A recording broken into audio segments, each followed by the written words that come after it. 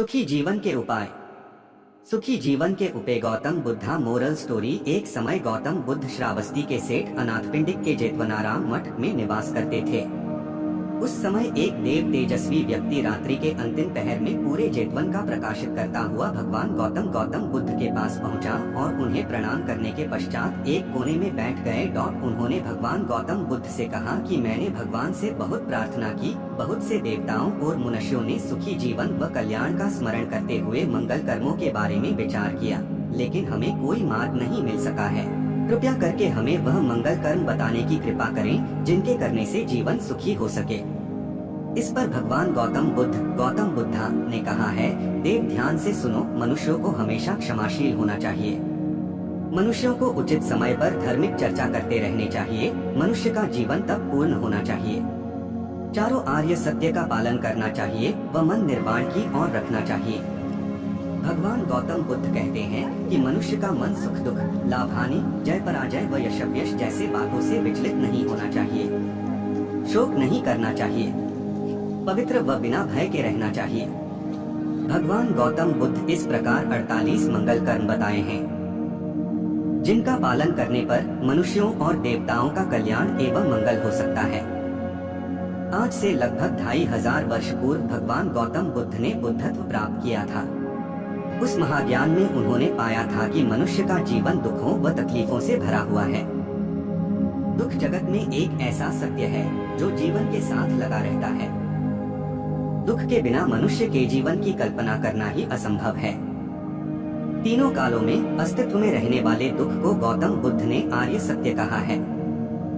इसकी व्याख्या करते हुए उन्होंने कहा, जन्म भी दुख है, बुढ़ापा भी दुख है, मृत्यु भी दुख है, शोक रुदन, रोना पीटना, मन की खिन्नता व हैरानी दुख है, अप्रिय से मिलन, प्रिय से वियोग दुख है। मनुष्य जिसकी इच्छा करता है वह उसे ही पाता तो दुख है, और जिसकी इच्छा नहीं करता वह मिल जाए तो भी दुख है। इस प्रकार गौतम बुद्धा ने संक्षेप में दुख की व्याख्या की।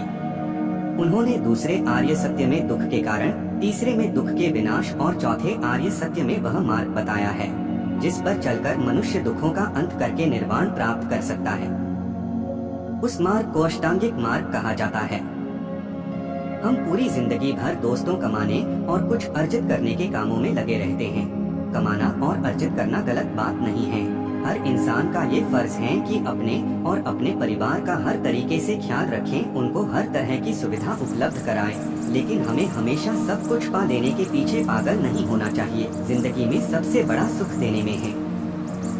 आप जब अपनी शक्ति अनुसार कुछ दान देते हो तब जो खुशी आपको मिलती है वो किसी से कुछ लेने में कभी नहीं मिल सकती है।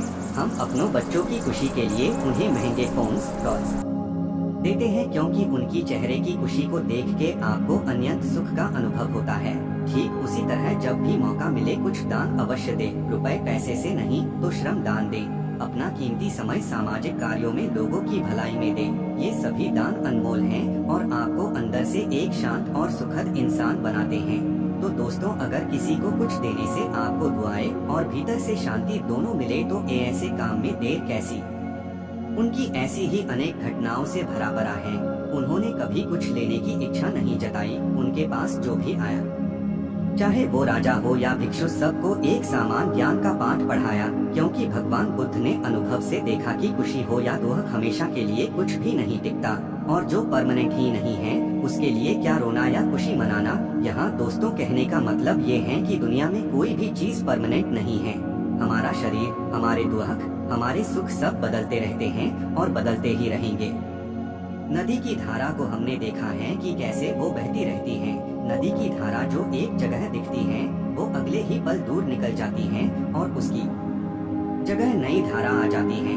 हमें बस वर्तमान में रहकर इनको समझना है और जो जैसे हो रहा है उसको ऑब्जर्व करते रहना है। वीडियो पसंद आए तो चैनल को लाइक सब्सक्राइब जरूर करें। शायद एक दीवाना और हमेशा मुस्कुराते